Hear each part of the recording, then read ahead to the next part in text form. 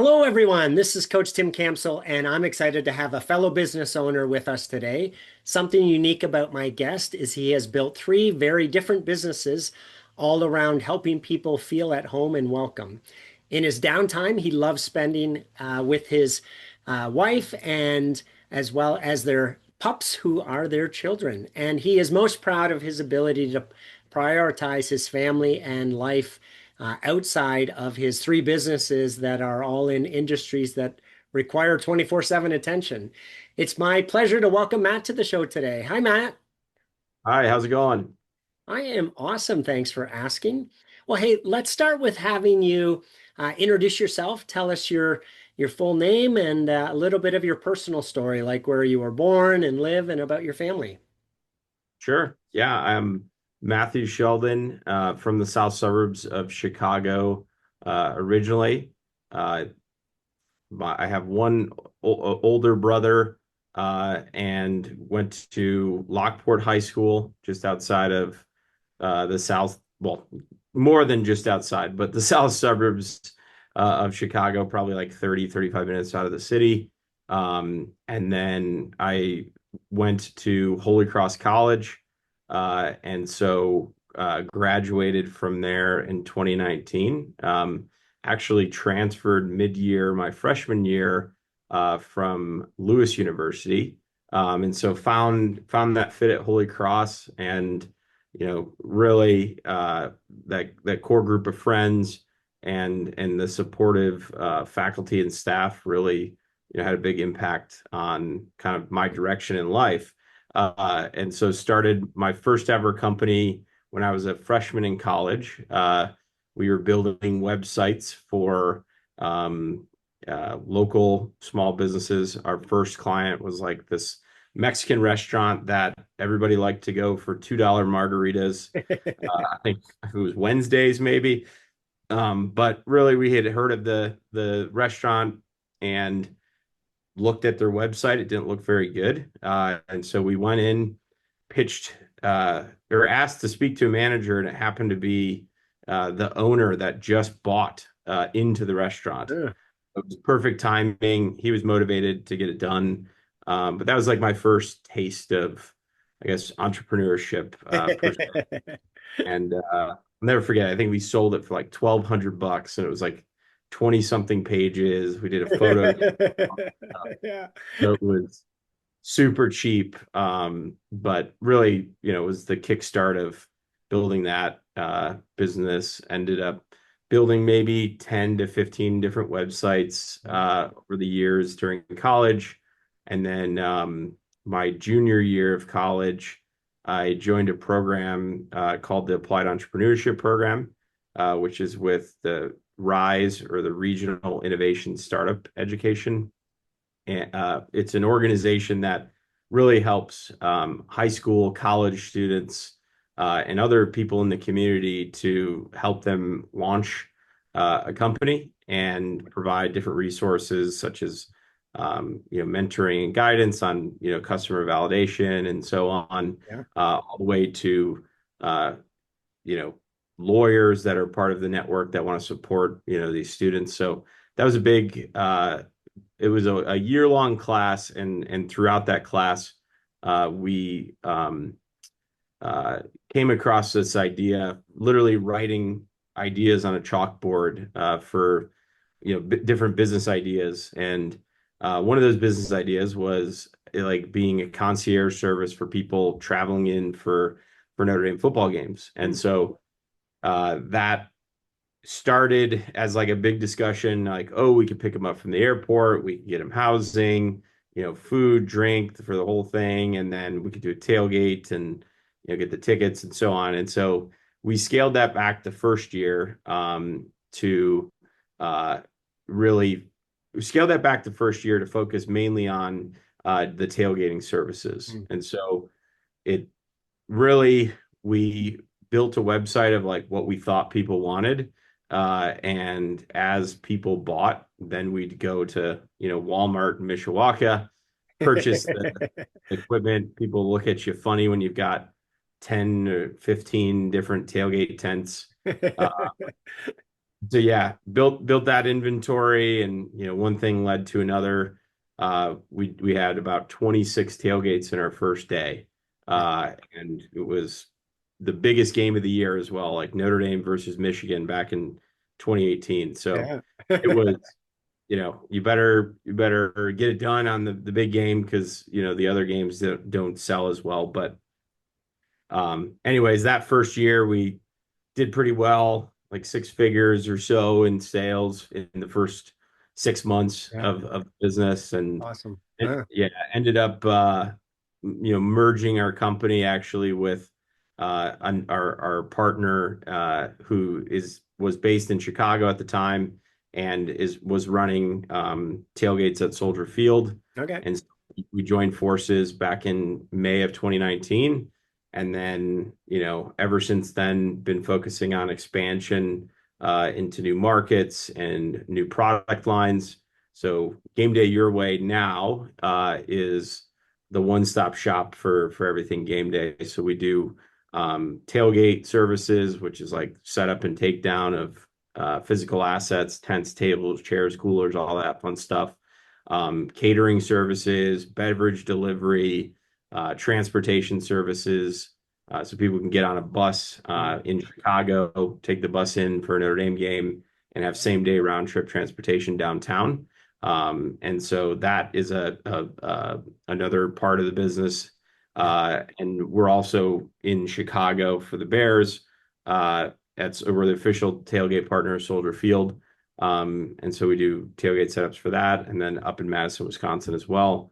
So really that has fast forward, I guess, 6 or 7 years now. And we're officially partnered with Notre Dame. We're the university's tailgate service provider. Nice. Uh, Yeah. and that was, we signed with them in 21 and then just renewed. So that was like the core start, and Yeah. uh, the full, you know, or the story behind game day. Of course, there's so many more things that go into it. Yeah, of course.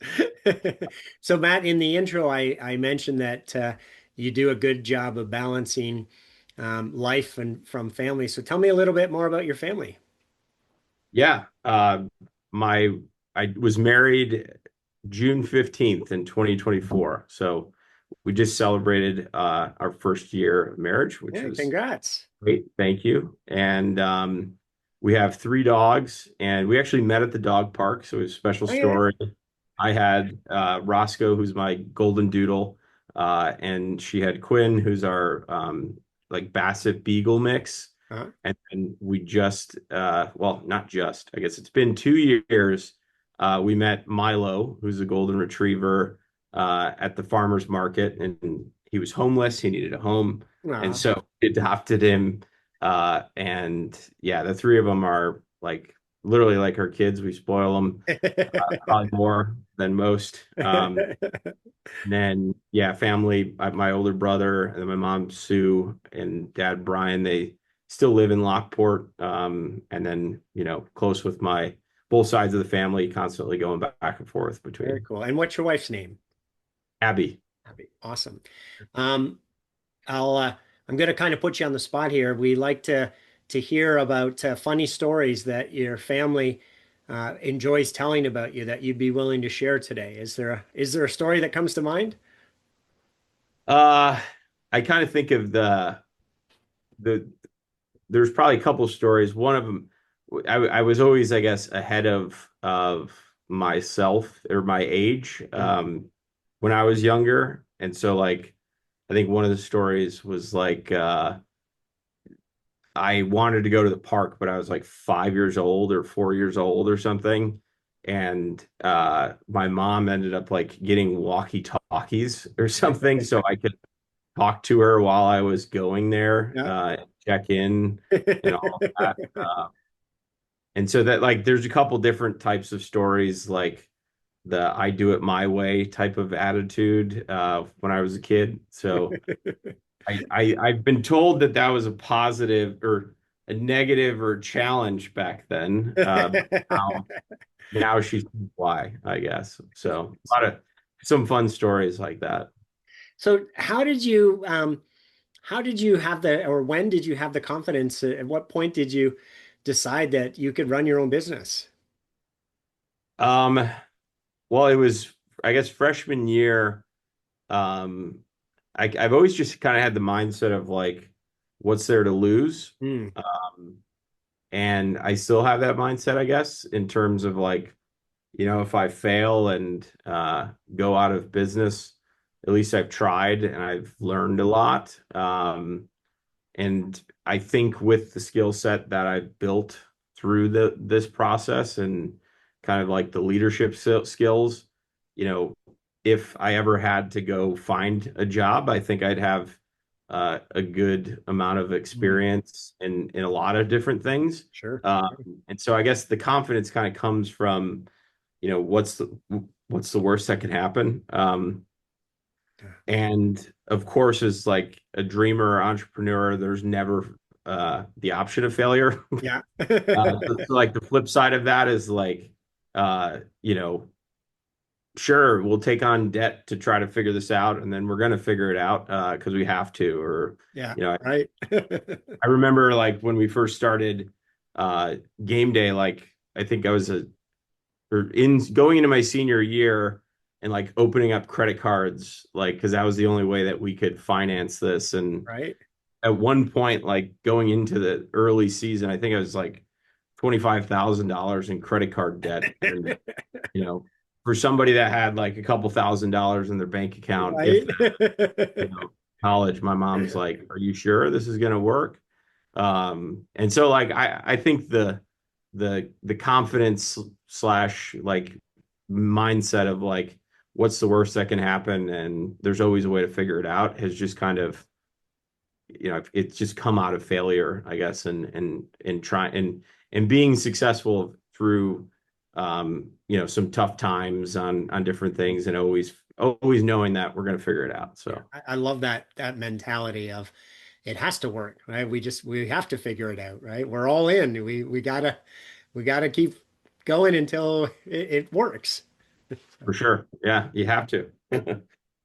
So tell us a story where someone pushed you or inspired you that you could do it, even though maybe you weren't sure that you could, and the impact that that person had on you. It's a good question. I think like the is probably more well, yeah, I was trying to think through. I think it was probably during COVID, like to own an events company that relies on Mm. fans to go into a stadium. Yeah. When there's no fans in the stadium, that's like absolutely terrible, and not good. Yeah. Wow. Considering, you have basically zero revenue. And so like that was like a super low point of, you know, I found out what unemployment even was. I honestly truly did not know what like Mm. unemployment was before that time. And like, for most people, if they're listening, like that own businesses or run businesses, like the idea of like how money flows from a business account to your personal account. Hmm. Like you've got the bank account, and then every other week, the way we set up our company, we were salaried. So like every other week you get paid from this account. So this account goes down, this account goes up a little bit. Yep. Uh, and so this one, the business bank account was kind of obviously depleting and depleting very fast Yeah. uh, when there was no revenue coming in. And so that was like pretty low point Mm. of, you have this great year in 2019. We moved to Chicago right out of college, had a salary, working for yourself, and it was fun. Yeah. And then you go to this like super low point of I've got nothing to pay myself. How do I continue to Yeah. survive? Yeah. One, and then two, like I can't just go get another remote job, right? Hmm. Like, and not that there was hundreds of jobs available, Yeah. um, but like for somebody that maybe lost their job, it was easy to say, okay, now I need to go search for a job. Well, in our shoes, we had, 100+ thousand dollars of assets. We've got warehouse recurring, we've got insurance, we've got all these Right. Yeah. expenses that you can't really just like, okay, I'm going to walk away from. uh, because it's you can't. I mean, Yeah. you basically shut down your business, Yeah. and so that experience was like just a super low point, and it was something that needed to be figured out, and so kind of throughout that process, um, I think back to conversations that my business partner, John Murray, he's, our partner, but also a mentor. He's a little bit, more seasoned in terms of his experience and Yeah. uh, his connections and things like that. And just having him kind of push us through, like, we're going to figure this out. Yeah. And, we ended up doing virtual events Okay. and a lot of fun stories about that. Figuring that out as you go, and as you're selling. So he yeah, he pushed us through it and was just like, look, we're gonna figure this out. There's always a way to do it. And so the mindset of like anything's possible, Yeah. uh, I think that's one moment I think back to, there's a lot of people that like helped motivate and push us when we were getting started. But I Yeah. don't think we needed that like push to kind of start or keep like we were confident that we were going to figure it out at the start because you have all this momentum. But Yeah. like when you hit that kind of like rock bottom, that was really, I think, where we needed this, kick in the butt to say, hey, we can do this. Let's figure this out. Let's push through it and make it work. And, luckily we have. So I'm Yes. sorry that comes back. That's awesome. So I'm gonna put you on the spot here a little bit, and ask you to identify three different people in your business owner journey who you're most grateful for them being there to help with your business's growth. So who are those three people and how they help you? Oh, that's a good one. I think one I have to call out John again. Mhm. I think he's always, like in addition to being a partner, he's been a mentor. And so I think, big um there's been a lot that has come out of our relationship. So I think John would be one. Um another there's tough. There's too many, to be honest. That's why I said I'm going to put you on the spot because it's hard to narrow it down to three, right? Yeah. Yeah, it's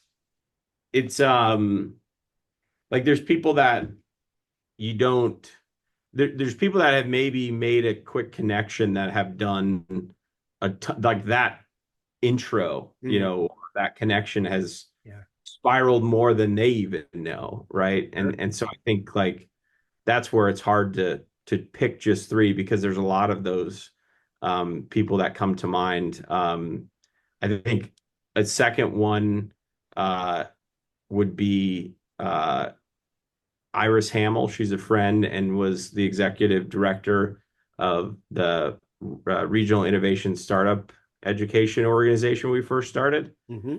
And so her kind of mentorship and kickstarting and leadership Yeah, had a big impact to, I mean, the amount of connections that she made at the start of things, and continues, down, we don't talk every month now, right? Because everybody has sure. things that everybody's doing. But whenever there's a problem, there's like a couple people that I would call to help, in that problem, and she's one of them. Right. So I think she would be number two. And then probably third's my wife, because she puts up with a lot of stuff and Yeah. kind of thinks that, or it comes across that she's like, oh yeah, you've got it figured out, but most of the time you don't. Yeah. And so she's been the support system to kind of have a one financially, consistent full-time Sure. employment, Yeah. my health insurance and all that fun stuff.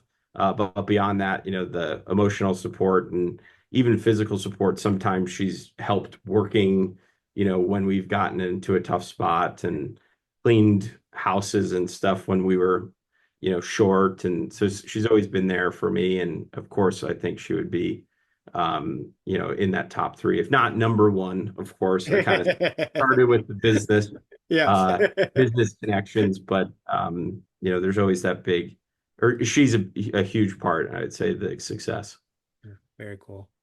Yeah, it's important to have that support at home, right? Because there's a lot of stuff that happens that most people don't understand and appreciate. So having that cheerleader and somebody that believes in us and continues to say you'll figure it out when sometimes we don't know that we will, right? Yeah, for sure. So, Matt, what's your biggest learning over the years as a business owner? Um, I think the power of people, Hmm. and there's been, some things like over the years that when you first hire your first person, um, it's so hard, and it's like most people don't have structure. Hmm. You just first started out, you're like, I just need somebody. Yeah. That person is, excuse me, is like, what do you need me to do today, or this and that. It starts to become like such almost even harder than just doing this on your own. And Yeah. then, but I think that's the key thesis of like what I've learned is like, if you have this mindset of like, I'm the only one that can do this, Yeah. or I'm the best person that can set up a tailgate, or I'm the best person that can talk to a client, or really name it in your Yeah. business and something that like you're passionate about, it's just such a you're closing the door to the opportunity of growth. Yeah. Yeah. And so I think that's probably one of the key things that I've learned is that people are investments, versus cost, right? And finding somebody that truly enjoys what they're doing day to day and finding that right fit for them can have exponential growth. Uh, it's I know that so many times it's like, well, I can't hire somebody because how are they going to do it better than me? It's like as soon as you have that small-minded thinking, you're you're you're just going to keep Yeah. you're either going to change or you're going to die. Yeah. Or the business is going to die, right? Like there's only so much you or the business, right? Because there's only so much that you can do. And one, you only live one life. So why do you want to be working 20 hours a day? Doesn't even for an extra how many thousands of dollars a year, you can't get the time back. So I Yeah. think just the power of people and giving them clear direction and allowing them to do what they like to do, I think is probably one of the key things that I've learned. I love that. The can't do it as well as me. One of the things that we talk through with clients is, well, let's assume that that's true. What's their hourly wage? Whatever, $25, $50 an hour. Great. How much value are you worth to the organization? Oh, 200, 500, whatever. Exactly. So even if it takes them twice as long to do it than you, right, it's still the a better value proposition option for the company, right? Yeah. Yeah. Yeah. The saying is, uh, you know, how do you want to, or sorry, I lost the saying, but the idea of uh, if you're doing $20 an hour work, like you're capping yourself at that, right? Yeah, Like it's kind exactly. of similar to what you were saying. Yeah. Uh, there's a phrase to it, but I'm blanking on that. But Yeah. the way to stop making or the way to start making more money is to stop doing, lower dollar amount work. Yeah. And it's hard, It is. especially if you're doing something that you like, Yeah. um, Yeah. and like you gravitate towards. So Well, and based on what you just shared, you'll appreciate this too, is like figuring out things, right? And getting the business to actually work is a lot of work, right? It can take, months or years to really fine tune it and get the engine running and start to see that significant growth, right? And so the idea of changing that, right, of what got me here is working hard and long, and right, and the risk and the fear of, what if the person can't do it as well as me. But generally speaking, those businesses that saw that growth then plateau, right? Because to your point, right, the business can't grow beyond the owner's capacity. And so mhm. if the owner's not willing to hire and let go and right, and trust other people to do it, then they're going to stay at whatever that level is, and they're going to be working hard and long and right and I love what you just said, right? Life's way too short to be working 20-hour days. So you either, make that shift and learn how to hire and delegate and have systems in place, or you burn out. Yeah, 100%. The one good book that I've read that has stuck with me a lot is the saying of who, not how.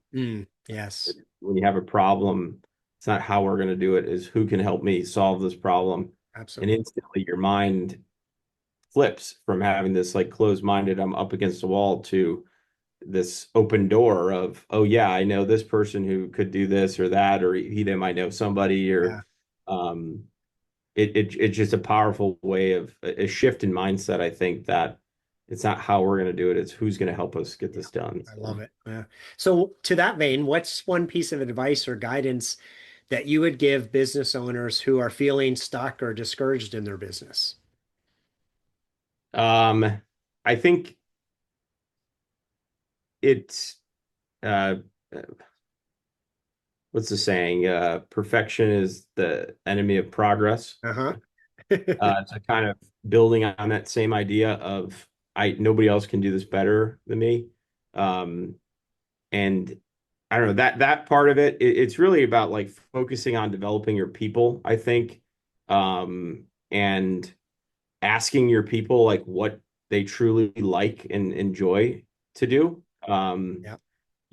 There's for my property man or short-term rental management company, we do tasks in home and biweekly walkthroughs and checklists, and we have a team of task runners, and each task runner has a specific, uh, one thing I've heard in other things is like a unique ability or something that they really Yeah. are good at and that they enjoy, and finding that in people and allowing them to elevate to that type of thing that they enjoy to do is going to allow them to kind of have that sense of ownership and buy-in for your company versus just simply saying you do this without asking them. Um, and so in that example of the task runners, I've got some people on my team that love the inspections and love finding problems. And I Mm, have other people on my team that love to fix those problems, yeah. don't like the inspections. And so it's just a matter of like, okay, if I can get this person who loves doing these inspections and is really good at it, they're probably going to do a better job than I will. Right. Uh, because I don't like inspections. I like fixing the bigger problems, like Yeah. something major is happening. How do we fix it? When they would, some of the folks that like the inspections are like, I don't want to touch the Yeah. bigger problem. Right. So Yeah. I think just investing time and effort into getting to know your people, Mhm. making sure that they're in the right seats and roles that they enjoy, I think don't underestimate that. And sometimes even just in that vein is like a team, bonding or a team retreat to kind of talk about those things can have such a bigger impact than um, just constantly living in the day to day and running around the hamster wheel. So I think focusing on the people and allowing them to make mistakes and Yeah. doing that in a healthy manner to, okay, what did we learn from that mistake? Okay, Yeah. great. I'm sure we won't make it again Right. versus scolding them for making the mistake. So I think investing in that relationship and making sure in their well-being, really pays itself forward. I love it. Yeah. Let's think about the future a little bit. So as you think about the next 1 to 2 years, what's an area that either you feel stuck or you need to sort out in order to achieve your long-term business goals? Um, I think, hmm, I mean, we're doing well. And we're like, it's hard to pinpoint on something that is like truly preventing us from like getting to the next step because we've kind of identified a lot of things that are Yeah. going astray and things that we need to work on. And so we focus in on like, okay, how do we chip away at this problem? Right. Yeah.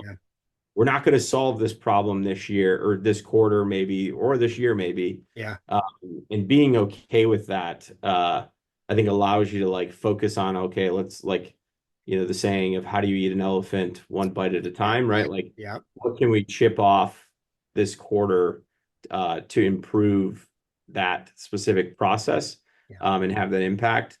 But I mean, there's always like, I mean, you could point to some operational, processes and in documenting specific things sure, for property we have for my company, Irish Management.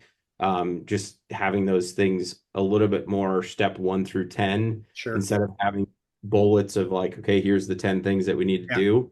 Uh, but a lot of that takes time, and so we're working towards that. Hmm. Yeah, Um, so not like huge roadblocks. I think we've identified a good amount of our blind spots and we're working on fixing some of those things. yeah. I like Um, I like what you said about, bite-sized chunks and breaking it down because that way, right, you can see that you're making momentum, right? You can see the progress versus if it's just eating the elephant, it you never feel like you've accomplished it because it's so big. But if it's, take this bite and work through it in the next 90 days, you can actually physically and visually see that you're making progress against it. yeah, and it motivates the team, Hmm. you that we did accomplish, this, excuse me, this part of it. Yeah, And then there's the buy-in, which then usually hits that like, flywheel of momentum that people are on board and helping us. Everybody's working together towards that shared goal. absolutely. Yeah. Last question. Jim Rohn said that we become the average of the five people that we spend the most time with. So, as you think about that, what advice do you have for business owners who are feeling overwhelmed and trying to do it on their own? Hmm. Yeah, it's a good one. Don't underestimate like a week off. Mm, That's like it takes you out of it. And even if it's like you're a solopreneur or you've got you're only if you're by yourself or a very small team, um even just like finding a way to like manage the expectations with your clients, mm, that clients and or team, that like, hey, I'm going to take this time from this time to this time and I'm going to be pretty much unavailable. yeah. um and so like most of your clients, unless they're probably bad clients, are like, no, Yeah. I get it.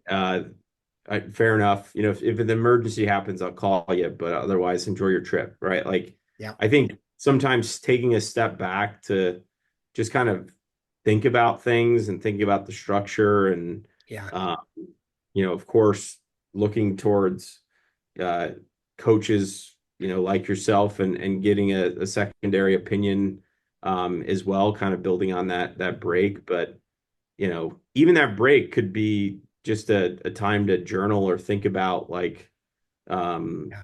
business and write out ideas and kind of the just sitting down and writing. Sometimes you could have this idea of like, well, I'm not sure this is going to work. What do I got to write about? But then once you kind of get started and you've got this, sheet of paper of ideas and goals, um, it's powerful. And so I think feeling overwhelmed, I think step one is probably you should take a break Yeah. and let your body rest and get your mind thinking about it from a different perspective than just simply, you know, um, like go. So that'd be my I starting. like what you said about, people being okay with the break as well. So in July, we have a global conference, usually somewhere nice. And so 3 years ago, decided, hey, we're going to take an extended vacation and nervously, told my clients that I was going to be away for 3 weeks, and they thanked me for modeling what they're all working towards. And I was like, oh, well, that's a very different reaction than I was expecting, but wow, that's awesome. Right? Yeah, I mean, most of the time, people get it. And I'm actually working towards a goal. I haven't decided the date just yet, but my goal is to probably within the next year or so, take a month off. Hmm. And if you can take a month off and everything can continue to run, then that's like a good test Yes. because there's probably month-end processes Yeah. and sales processes and operations and all of that. And so that's a goal that I'm working towards. Yeah. That's great. I And love it. Yeah. I think the inspiration is this conversation. We're going to select the date and Good for and you. Yeah. commit to it. Yeah. It's been something I've been talking about, but I think I that's love it. Yeah. a We peace of we mind. we ask new clients, what's your goal to have the business be able to run without you? And we define that as, 3 months, at least 3 months away that the business can operate. And right, that takes away any risk of, hey, God forbid, if something happens and I'm in the hospital, right, or something that Sure.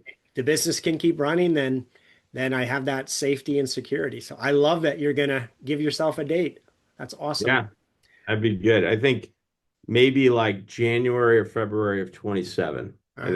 think that would give me enough time and I'm going to tell my team as well because that Yep. instantly now their brain starts to go, well, what do I need to figure out Yes. prior to that? Yes. Yep.